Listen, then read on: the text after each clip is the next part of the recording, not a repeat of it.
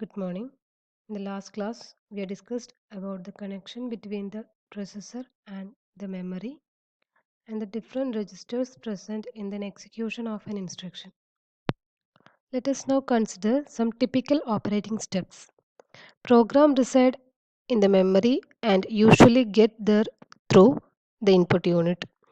Okay നമുക്കറിയാം ഒരു program execute ചെയ്യണമെങ്കിൽ പ്രോഗ്രാം എപ്പോഴും മെമ്മറീൻ്റെ അകത്ത് റിസൈഡ് ചെയ്തിട്ടുണ്ടായിരിക്കണം. അത് നമ്മൾ ഇൻപുട്ട് യൂണിറ്റ് ത്രൂ ആണ് മെമ്മറിയിലേക്ക് സ്റ്റോർ ചെയ്യുന്നത്. Okay, execution of the program starts with the PC is set to the point to the first instruction of the program.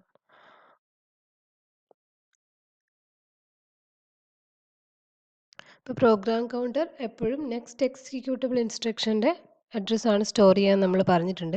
അപ്പോൾ ഒരു പ്രോഗ്രാം എക്സിക്യൂഷൻ സ്റ്റാർട്ട് ചെയ്യുന്ന സമയത്ത് പ്രോഗ്രാം കൗണ്ടർ എപ്പോഴും ഫസ്റ്റ് ഇൻസ്ട്രക്ഷൻ്റെ അഡ്രസ്സായിരിക്കും സ്റ്റോർ ചെയ്തിട്ടുണ്ടാവുക. അപ്പോൾ അവിടെ നിന്നാണ് എക്സിക്യൂഷൻ സ്റ്റാർട്ട് ചെയ്യുന്നത് എപ്പോഴും. Then content of the PC are transferred to MAR. MAR എന്ന് പറഞ്ഞാൽ മെമ്മറി അഡ്രസ് രജിസ്റ്റർ. നമുക്കറിയാം നമുക്ക് മെമ്മറിയിലാണ് ഇൻസ്ട്രക്ഷൻസ് സ്റ്റോർ ചെയ്തിട്ടുണ്ടാവാം. അപ്പോൾ ഫസ്റ്റ് എക്സിക്യൂട്ട് ചെയ്യേണ്ട ഇൻസ്ട്രക്ഷൻ്റെ അഡ്രസ്സാണിപ്പോൾ പ്രോഗ്രാം കൗണ്ടറിലുള്ളത്. അഡ്രസ്സ് മാത്രമേ നമുക്ക് കിട്ടിയിട്ടുള്ളൂ, ഇൻസ്ട്രക്ഷൻ ഏതാണെന്ന് നമുക്കിപ്പം അറിയില്ല. അപ്പോൾ നമ്മൾ എന്ത് ചെയ്യണം? ഇൻസ്ട്രക്ഷനെ ഫെച്ച് ചെയ്യണം. ഇൻസ്ട്രക്ഷനെ ഫെച്ച് ചെയ്യണമെങ്കിൽ കറസ്പോണ്ടിങ് മെമ്മറി അഡ്രസ് രജിസ്റ്ററിലേക്ക് എന്ത് ചെയ്യണം? ഈ പ്രോഗ്രാം കൗണ്ടറിലെ അഡ്രസ്സിനെ കൊടുക്കണം. അങ്ങനെയാണെങ്കിൽ മാത്രമേ നമുക്ക് മെമ്മറി എന്നതിനെ ആക്സസ് ചെയ്യാൻ വേണ്ടി പറ്റുള്ളൂ. ദെൻ നമ്മൾ മെമ്മറി അഡ്രസ് രജിസ്റ്ററിലേക്ക് കൊടുത്തു കഴിഞ്ഞാൽ അടുത്ത സ്റ്റെപ്പ് എന്ന് പറയുന്നത് a read signal is send to the memory. അത് കൺട്രോൾ യൂണിറ്റ് ആണ് റീഡ് സിഗ്നൽ ജനറേറ്റ് ചെയ്യുന്നത്. അതായത് മെമ്മറി അഡ്രസ് രജിസ്റ്ററിൽ ഇപ്പോൾ ഒരു അഡ്രസ്സ് ഉണ്ട്. ആ കറസ്പോണ്ടിങ് അഡ്രസ്സിലുള്ള ഡാറ്റ എന്താണോ ആ ഡാറ്റേനെ റീഡ് ചെയ്യണം. ആ റീഡ് ചെയ്താൽ മാത്രമേ നമുക്ക് ഇൻസ്ട്രക്ഷൻ അവൈലബിൾ ആവുള്ളൂ. അപ്പോൾ എന്ത് ചെയ്യണം? ആ ഇൻസ്ട്രക്ഷനെ റീഡ് ചെയ്യണം. അതിന് വേണ്ടിയിട്ട് ഒരു റീഡ് സിഗ്നൽ ജനറേറ്റ് ചെയ്യും. അത് കൺട്രോൾ യൂണിറ്റ് ആണ് റീഡ് സിഗ്നൽ ജനറേറ്റ് ചെയ്യുന്നത്. And it send to the memory. ആ റീഡ് സിഗ്നൽ മെമ്മറിയിലേക്ക് സെൻഡ് ചെയ്യും. After the time required to access the memory elapses, the addressed word is read out of the memory and load into the MDR. അതായത് നമ്മളിപ്പം read control signal generate ചെയ്ത് കഴിഞ്ഞു. അതിനുശേഷം എന്ത് ചെയ്യുന്നത് വെച്ച് കഴിഞ്ഞാൽ ഒരു പെർട്ടിക്കുലർ ടൈം എമൗണ്ട് കൊടുത്തിട്ടുണ്ടാകും. ഇത്ര ടൈമിനുള്ളിലായിരിക്കും, ഇപ്പോൾ ഒരു 1 സെക്കൻഡ് അല്ലെങ്കിൽ 1 മില്ലി സെക്കൻഡ് കൊടുത്തിട്ടുണ്ടെങ്കിൽ ആ ടൈമിനുള്ളിൽ മെമ്മറിയിൽ നിന്ന് ഡാറ്റ റീഡ് ചെയ്തിട്ട് അതിനെ എന്ത് ചെയ്യും? MDRലേക്ക് സ്റ്റോർ ചെയ്യും. അതാണ് memory data register. The first instruction is read out and loaded into MDR. MDRലേക്ക് ലോഡ് ചെയ്യും. നെക്സ്റ്റ് സ്റ്റെപ്പ് എന്ന് പറയുന്നത് the content of MDR are transferred to IR. Instruction രജിസ്റ്ററിലേക്ക് എന്ത് ചെയ്യും? MDRലെ കണ്ടൻറ് ട്രാൻസ്ഫർ ചെയ്യും. അതായത് കറൻ്റ്ലി എക്സിക്യൂട്ട് ചെയ്യേണ്ട ഇൻസ്ട്രക്ഷൻ സ്റ്റോർ ചെയ്യുന്നത് എവിടെയാണ്? ഇൻസ്ട്രക്ഷൻ രജിസ്റ്ററിലാണ്. അപ്പോൾ MDRൽ ഇപ്പോൾ എന്താ ഉണ്ടാവുക? ഫസ്റ്റ് ഇൻസ്ട്രക്ഷൻ ഫെച്ച് ചെയ്തിട്ട് MDRൽ ഉണ്ടാവും. ആ MDRലെ ഡാറ്റേനെ എന്ത് ചെയ്യും? IRലേക്ക് സ്റ്റോർ ചെയ്യും. At this point, the instruction is ready to be decoded and executed. ഇങ്ങനെ ഇത്രയും കാര്യങ്ങൾ ചെയ്തു കഴിഞ്ഞാൽ ഇൻസ്ട്രക്ഷൻ എന്തായി? ഡീകോഡ് ചെയ്ത് എക്സിക്യൂട്ട് ചെയ്യാൻ വേണ്ടിയിട്ട് റെഡി ആയി കഴിഞ്ഞു. അതായത് നമ്മളിപ്പോൾ നേരത്തെ ചെയ്തതുപോലെ ആഡ് LOCA, R1 എന്ന് പറയുന്ന ഇൻസ്ട്രക്ഷൻ ആണെങ്കിൽ ആ ഇൻസ്ട്രക്ഷൻ ഇപ്പം ഇൻസ്ട്രക്ഷൻ രജിസ്റ്ററിൽ വന്നു. ഇനി എന്ത് ചെയ്യാം? നമുക്ക് ഈ ഇൻസ്ട്രക്ഷനെ ഡീകോഡ് ചെയ്യാം. ഡീകോഡ് ചെയ്യുന്ന സമയത്ത് എന്ത് മനസ്സിലാവും? ഇതൊരു ആഡ് ഓപ്പറേഷൻ ആണ്. ഇതിൻ്റെ ഒരു കണ്ടൻറ്റ് മെമ്മറിയിലാണുള്ളത്, മറ്റേ കണ്ടൻറ്റ് രജിസ്റ്ററിലാണുള്ളത് എന്നൊക്കെ ഐഡൻറ്റിഫൈ ചെയ്യാൻ വേണ്ടി പറ്റും. അപ്പോൾ അതിന് കറസ്പോണ്ടിങ് ആയിട്ടുള്ള കൺട്രോൾ സിഗ്നൽ എന്ത് ചെയ്യും? കൺട്രോൾ യൂണിറ്റ് ജനറേറ്റ് ചെയ്യും. Okay, then next, if the instruction involves an operation to be performed by the ALU, it is necessary to obtain the required operands.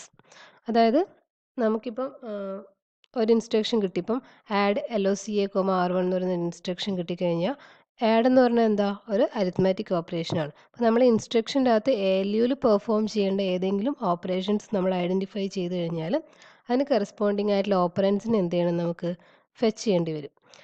അതുപോലെ തന്നെ if operand reside in the memory, it has to be fetched by sending its address to MAR and initiating a read cycle. When the operand has been read from the memory into the MDR, it is transferred from the MDR to ALU. നേരത്തെ ചെയ്തതുപോലെ തന്നെയാണ്. നമ്മൾ നേരത്തെ add LOCA എന്ന് പറയുന്ന ആ ഇൻസ്ട്രക്ഷനാണ് consider ചെയ്യുന്നതെങ്കിൽ അതിനെ നമ്മൾ ഡീകോഡ് ചെയ്യുന്ന സമയത്ത് ആഡ് ഇൻസ്ട്രക്ഷൻ ആണെന്ന് മനസ്സിലായി. ALUവിന് ആഡ് ഇൻസ്ട്രക്ഷൻ പാസ് ചെയ്യും. അപ്പോൾ ഓപ്പറാൻഡ്സിനെ ഫെച്ച് ചെയ്യണം. ഓപ്പറാൻഡ്സ് എന്ന് പറയുന്നത് ഒന്ന് LOCA ആണ്, രണ്ടാമത്തേത് R1 എന്ന് പറയുന്ന രജിസ്റ്റർ ആണ്. അപ്പോൾ LOCA എന്ന് പറഞ്ഞാൽ ഒരു മെമ്മറി റീഡാണ് അല്ലേ, മെമ്മറിയിൽ നിന്ന് ഡാറ്റ റീഡ് ചെയ്യേണ്ട ഓപ്പറേഷനാണ്. അപ്പോൾ നമ്മൾ നേരത്തെ ചെയ്തതുപോലെ തന്നെ എന്ത് ചെയ്യണം, ഈ LOCA എന്ന് പറയുന്ന ലൊക്കേഷൻ മെമ്മറി അഡ്രസ് രജിസ്റ്ററിലേക്ക് പാസ് ചെയ്യണം. എന്നിട്ടൊരു റീഡ് സിഗ്നൽ ജനറേറ്റ് ചെയ്യണം. ആ റീഡ് സിഗ്നൽ ജനറേറ്റ് ചെയ്ത് കഴിഞ്ഞാൽ കറസ്പോണ്ടിങ് അഡ്രസ്സിലുള്ള ഡാറ്റ എന്താണോ ആ ഡാറ്റേനെ ഫെച്ച് ചെയ്യും. ആ ഫെച്ച് ചെയ്ത ഡാറ്റ എന്ത് ചെയ്യും, MDRലേക്ക് സ്റ്റോർ ചെയ്യും. ദെൻ MDR എന്ന് അതിനെ ALUവിലേക്ക് പാസ് ചെയ്യും. അതാണ് പറഞ്ഞിരിക്കുന്നത്. നെക്സ്റ്റ് ഓപ്പറൻഡ് എന്താണ്, ജനറൽ പർപ്പസ് രജിസ്റ്റർ ആണ് അല്ലേ, R1 എന്ന് പറയുന്ന ഓപ്പറൻഡ് ആണ്. അപ്പോൾ R1നെ നമുക്ക് എന്ത് ചെയ്യാം, ഡയറക്റ്റ് ആയിട്ട് ഫെച്ച് ചെയ്യാൻ വേണ്ടി പറ്റും. ദെൻ ALUവിൽ വെച്ചിട്ട് എന്ത് ചെയ്യും, ഈ MDRലെ ഡാറ്റേനെയും അതുപോലെ തന്നെ R1ലെ ഡാറ്റേനെയും ഓപ്പറേഷൻ എന്താണോ ഡിസൈഡ് ഓപ്പറേഷൻ, ആ ഓപ്പറേഷൻ പെർഫോം ചെയ്യും. ദെൻ റിസൾട്ടിന് എന്ത് ചെയ്യും, എവിടെയാണ് ഡെസ്റ്റിനേഷൻ കൊടുത്തിരിക്കുന്നത്, ഇപ്പോൾ R1ലേക്കാണ് സ്റ്റോർ ചെയ്യേണ്ടത്, R1ലേക്ക് സ്റ്റോർ ചെയ്യും. സപ്പോസ് ഇനി നമുക്ക് ഇൻസ്ട്രക്ഷൻ ചെയ്തിട്ടുള്ള ഔട്ട്പുട്ട് രജിസ്റ്ററിലേക്കല്ല സ്റ്റോർ ചെയ്യേണ്ടതെന്ന് വിചാരിക്കുക. നമുക്ക് മെമ്മറിയിലേക്ക് തന്നെയാണ് സ്റ്റോർ ചെയ്യേണ്ടതെങ്കിൽ എന്ത് ചെയ്യേണ്ടി വരും, the address of the location where the result is to be stored is sent to the MAR. അപ്പോൾ എവിടെയാണോ നമുക്ക് സ്റ്റോർ ചെയ്യേണ്ട ലൊക്കേഷൻ, ആ ലൊക്കേഷൻ്റെ അഡ്രസ്സ് അഗെയിൻ എന്ത് ചെയ്യണം, MARലേക്ക് സ്റ്റോർ ചെയ്യണം. അതുപോലെ തന്നെ റൈറ്റ് ചെയ്യേണ്ട ഡാറ്റ എന്താണെന്ന് വെച്ച് കഴിഞ്ഞാൽ അത് MDRൽ സ്റ്റോർ ചെയ്തിട്ടുണ്ടായിരിക്കണം. And write cycle is initiated. എന്നിട്ട് എന്ത് ചെയ്യണം, നേരത്തെ നമ്മൾ ഡാറ്റ റീഡ് ചെയ്യാൻ വേണ്ടി റീഡ് സൈക്കിളാണ് യൂസ് ചെയ്തതെങ്കിൽ റൈറ്റ് ചെയ്യാൻ വേണ്ടിയിട്ട് റൈറ്റ് സൈക്കിളാണ് യൂസ് ചെയ്യേണ്ടത്. ഇപ്പോൾ കറസ്പോണ്ടിങ് MDRൽ എന്താണോ ഡാറ്റ ഉള്ളത് ആ ഡാറ്റേനെ എന്ത് ചെയ്യും, ഈ MARൽ കൊടുത്തിരിക്കുന്ന അഡ്രസ് പൊസിഷനിലേക്ക് റൈറ്റ് ചെയ്യും. And some point of this execution the program counter will be incremented to the next executable instruction. അപ്പോൾ ഇത്രയും കാര്യങ്ങൾ ചെയ്യുന്നതിനിടയ്ക്ക് തന്നെ എന്ത് ചെയ്യും, ഈ പ്രോഗ്രാം കൗണ്ടർ ഇൻക്രിമെൻറ്റ് ചെയ്തിട്ട് അടുത്ത എക്സിക്യൂട്ടബിൾ ഇൻസ്ട്രക്ഷൻ്റെ അഡ്രസ്സ് ലൊക്കേറ്റ് ചെയ്ത് വെക്കും. അതായത് നമ്മൾ ഇപ്പോഴത്തെ ഇൻസ്ട്രക്ഷൻ സ്റ്റോപ്പ് ചെയ്യുന്ന ആ ടൈമിൽ തന്നെ നമുക്ക് എന്ത് ചെയ്യാം, നെക്സ്റ്റ് പ്രോഗ്രാം കൗണ്ടർ ഇൻസ്ട്രക്ഷൻ എടുക്കുക, എന്നിട്ട് അത് MARലേക്ക് കൊടുക്കുക, റീഡ് കൺട്രോൾ ജനറേറ്റ് ചെയ്യുക, റീഡ് ചെയ്തിട്ട് MDRൽ എടുക്കുക, അടുത്ത ഇൻസ്ട്രക്ഷൻ എക്സിക്യൂട്ട് ചെയ്യാം. അങ്ങനെയാണ് ഇൻസ്ട്രക്ഷൻ എക്സിക്യൂഷൻ 1 by 1 ആയിട്ട് നടക്കുന്നത്. അപ്പോൾ നേരത്തെ പറഞ്ഞ സ്റ്റെപ്സ് ആണ് പറഞ്ഞിരിക്കുന്നത്. ALU ഓപ്പറേഷൻ പെർഫോം ചെയ്യും. റിസൾട്ട് മെമ്മറിയിലേക്കാണ് സ്റ്റോർ ബാക്ക് ചെയ്യണമെങ്കിൽ ഒന്നുകിൽ ജനറൽ പർപ്പസ് രജിസ്റ്ററിൽ സ്റ്റോർ ബാക്ക് ചെയ്യും. മെമ്മറിയിലേക്കാണെങ്കിൽ എന്ത് ചെയ്യണം, അഡ്രസ്സ് MARൽ കൊടുക്കണം, റിസൾട്ട് MDRൽ കൊടുക്കണം, ദെൻ റൈറ്റ് ചെയ്യണം. അപ്പോൾ during the execution PC is incremented to the next instruction. Okay, next പറയുന്നത് എന്താണെന്ന് വെച്ച് കഴിഞ്ഞാൽ നമ്മളിപ്പോൾ നോർമൽ എക്സിക്യൂഷനാണ് ഇത്രയും സമയം ഡിസ്കസ് ചെയ്തുകൊണ്ടിരുന്നത്. ഇൻ സം കേസ് എന്തെങ്കിലും ഇൻട്രപ്റ്റ് ജനറേറ്റ് ചെയ്തു എന്ന് വിചാരിക്കുക. അതായത് നോർമൽ എക്സിക്യൂഷനെ ബ്രേക്ക് ചെയ്യുന്ന രീതിയിൽ എന്തെങ്കിലും ഇൻട്രപ്റ്റ് ജനറേറ്റ് ചെയ്ത് കഴിഞ്ഞാൽ ആ ടൈമിൽ എന്ത് ചെയ്യണമെന്നാണ് പറയുന്നത്. Normal execution of program may be preempted if some devices requires urgent services. അതായത് നോർമലി ഉള്ള എക്സിക്യൂഷൻ എന്ത് ചെയ്യേണ്ടി വരും, പ്രീഎംപ്റ്റ് ചെയ്യേണ്ടി വരും, ഇടയ്ക്ക് വെച്ച് സ്റ്റോപ്പ് ചെയ്യേണ്ടി വരും. എന്തെങ്കിലും അർജൻറ്റ് ആയിട്ടുള്ള റിക്വസ്റ്റ് ഒക്കെ വന്നു കഴിഞ്ഞാൽ സ്റ്റോപ്പ് ചെയ്യേണ്ടി വരും. Normal execution of the current program must be interrupted. The device raises an interrupt signal. അപ്പോൾ എന്തെങ്കിലും ഒരു ഇൻട്രപ്റ്റ് വന്നു കഴിഞ്ഞാൽ ഫസ്റ്റ് ചെയ്യുന്നത് എന്താണെന്ന് വെച്ച് കഴിഞ്ഞാൽ ഒരു ഇൻട്രപ്റ്റ് സിഗ്നൽ റൈസ് ചെയ്യും.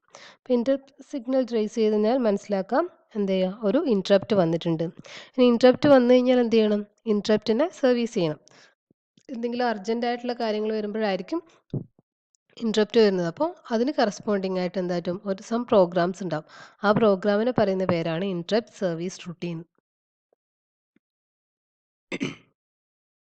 അപ്പോൾ ഒരു ഇൻട്രപ്റ്റ് വന്നു കഴിഞ്ഞാൽ നമ്മൾ എന്ത് ചെയ്യേണ്ടി വരും, നമ്മൾ നോർമൽ എക്സിക്യൂഷൻ സ്റ്റോപ്പ് ചെയ്തിട്ട് പുതിയൊരു എക്സിക്യൂഷനിലേക്ക് പോവുകയാണ്. അപ്പോൾ അങ്ങനെയുള്ള ടൈമിൽ നമുക്ക് എന്ത് ചെയ്യണം, കറൻറ്റ് സിസ്റ്റത്തിൻ്റെ എല്ലാ സെറ്റപ്പും ഇപ്പോൾ എവിടെ വരെയാണ് എക്സിക്യൂട്ട് ചെയ്തത് അതൊക്കെ നമുക്ക് സ്റ്റോർ ചെയ്ത് വെക്കേണ്ടി വരും. കാരണം നമ്മൾ ഇൻട്രപ്റ്റ് എക്സിക്യൂട്ട് ചെയ്തതിന് ശേഷം തിരിച്ച് വന്നിട്ട് നമുക്ക് ഈ പ്രോഗ്രാം എവിടെയാണ് സ്റ്റോപ്പ് ചെയ്തത് അവിടെ മുതൽ എക്സിക്യൂഷൻ സ്റ്റാർട്ട് ചെയ്യേണ്ടതാണ്. അപ്പോൾ current system information backup and restore, അതായത് എല്ലാ ഇത്ര വരെയുള്ള കറൻറ്റ് ഇൻഫർമേഷൻസ് ഒക്കെ ബാക്കപ്പ് ചെയ്യണം. അതായത് PC പ്രോഗ്രാം കൗണ്ടറിൽ ഇപ്പോൾ ഏതാണോ അഡ്രസ്സ് ഉള്ളത്, പ്രോഗ്രാം കൗണ്ടർ നെക്സ്റ്റ് ഇൻസ്ട്രക്ഷൻ്റെ അഡ്രസ്സ് ആയിരിക്കും ഉണ്ടാവുക. അപ്പോൾ അത് കിട്ടിയാലേ നമുക്ക് എവിടെ നിന്നാണ് അടുത്ത എക്സിക്യൂഷൻ നടക്കേണ്ടതെന്ന് മനസ്സിലാവുള്ളൂ. അതുപോലെ തന്നെ ജനറൽ പർപ്പസ് രജിസ്റ്റേഴ്സ്, നമ്മൾ ചിലപ്പോൾ ടെമ്പററി ആയിട്ട് നമ്മൾ പകുതി വരെ ചെയ്തിട്ടുള്ള റിസൾട്ടൊക്കെ ജനറൽ പർപ്പസ് രജിസ്റ്ററിൽ സ്റ്റോർ ചെയ്തിട്ടുണ്ടാവും. അപ്പോൾ ആ സ്റ്റോർ ചെയ്തതൊക്കെ നമുക്ക് എന്ത് ചെയ്യണം, ബാക്കപ്പ് ചെയ്ത് വെക്കണം. അതുപോലെ കൺട്രോൾ ഇൻഫർമേഷൻ, എന്തെങ്കിലും റീഡ് കൺട്രോൾ സിഗ്നലോ റൈറ്റ് കൺട്രോൾ സിഗ്നലോ അങ്ങനെ എന്തെങ്കിലും കൺട്രോൾ ഇൻഫർമേഷൻസ് ജനറേറ്റ് ചെയ്തിട്ടുണ്ടെങ്കിൽ അതും എന്ത് ചെയ്യണം, ബാക്കപ്പ് ചെയ്ത് വെക്കണം. അതുപോലെ സ്പെസിഫിക് ഇൻഫർമേഷൻസ് എന്തെങ്കിലും ഉണ്ടെങ്കിൽ അതൊക്കെ ബാക്കപ്പ് ചെയ്തിട്ട് വെക്കണം. എന്നാൽ മാത്രമേ നമുക്ക് ഇൻട്രപ്റ്റ് എക്സിക്യൂട്ട് ചെയ്തതിന് ശേഷം തിരിച്ചു വന്നിട്ട് നോർമൽ എക്സിക്യൂഷൻ സ്റ്റാർട്ട് ചെയ്യാൻ വേണ്ടി പറ്റുള്ളൂ. നെക്സ്റ്റ് ടോപ്പിക്കാണ് bus structures. There are many ways to connect different parts inside a computer together. A group of lines that serves as a connecting path for several devices is called a bus. ഇപ്പോൾ നമ്മൾ നിങ്ങൾ computer open ചെയ്ത് നോക്കിയാൽ നിങ്ങൾക്കറിയാം, നിങ്ങളുടെ കമ്പ്യൂട്ടറിൻ്റെ different പാർട്സിനെ connect ചെയ്യാൻ വേണ്ടിയിട്ട് എന്തുണ്ടാവും, വയേഴ്സ് ഉണ്ടാവും അല്ലേ. വയേഴ്സ് വെച്ചിട്ടായിരിക്കും കണക്ഷൻ ചെയ്തിട്ടുണ്ടാവും. അതുപോലെ അഡ്രസ് പാസ് ചെയ്യാൻ, ഡാറ്റ പാസ് ചെയ്യാൻ, അങ്ങനെ ഡിഫറെൻറ്റ് വയേഴ്സ് വെച്ചിട്ടായിരിക്കും കണക്ഷൻസ് ഉണ്ടാവും. അപ്പോൾ A group of lines that serves as connection path, അത് രണ്ട് പാർട്സ് തമ്മിൽ കണക്ട് ചെയ്യാൻ വേണ്ടി യൂസ് ചെയ്യുന്ന ഗ്രൂപ്പ് ഓഫ് ലൈൻസ് ഉണ്ടാവും. അത് നിങ്ങളത് ഓപ്പൺ ചെയ്ത് നോക്കിയിട്ടുണ്ടെങ്കിൽ കാണാൻ പറ്റും. റിബൺസ് ലൈക്ക് സ്ട്രക്ചർ ഉണ്ടാവും, ഇങ്ങനെ കുറേ ലൈൻസ് പോലെയുള്ള റിബൺ ലൈക്ക് സ്ട്രക്ചേഴ്സ്. അപ്പോൾ അത് ഡിഫറെൻറ്റ് പാർട്സിന് നമ്മൾ ജോയിൻ ചെയ്യാൻ വേണ്ടിയിട്ട് യൂസ് ചെയ്യുന്നതാണ്. അതിനെയാണ് എന്ത് പറയുന്നത്, ബസ് എന്ന് പറയുന്നത്. അപ്പോൾ മെയിനായിട്ട് നമ്മൾ അഡ്രസ് പാസ് ചെയ്യാൻ വേണ്ടി, ഡാറ്റ പാസ് ചെയ്യാൻ വേണ്ടി, കൺട്രോൾ പാസ് ചെയ്യാൻ വേണ്ടി, അങ്ങനെ 3 ബസ്സസാണ് ഡിസ്കസ് ചെയ്യുന്നത്. Address bus, data bus and control bus. അപ്പോൾ നമ്മൾ സിംഗിൾ ബസ് സ്ട്രക്ചർ ഡിസ്കസ് ചെയ്യുന്നതാണ്. സിംഗിൾ ബസ്, അതായത് ഒറ്റ ബസ്സിലൂടെ എല്ലാ ഡാറ്റാസും ട്രാൻസ്ഫർ ചെയ്യുന്ന സമയത്ത്, അതായത് ഇൻപുട്ടും ഔട്ട്പുട്ടും മെമ്മറിയും പ്രൊസസ്സറും ഒക്കെ ഒറ്റ ബസ്സിലാണ് കണക്ട് ചെയ്തിട്ടുള്ളത്.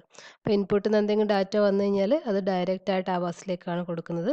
ആ ബസ്സിലൂടെ തന്നെയാണ് ഔട്ട്പുട്ട് ട്രാൻസ്ഫർ ചെയ്യുന്നത്. അതുപോലെ തന്നെ memory read write operations perform ചെയ്യുന്നത് ഇവിടെ വെച്ചിട്ട് തന്നെയാണ്. അതുപോലെ തന്നെ പ്രൊസസ്സറിൻ്റെ അകത്തുള്ള arithmetic and logical operations perform ചെയ്തിട്ടുള്ള റിസൾട്ടൊക്കെ പാസ് ചെയ്യുന്നത് ഈ ബസ്സിലൂടെയാണ്.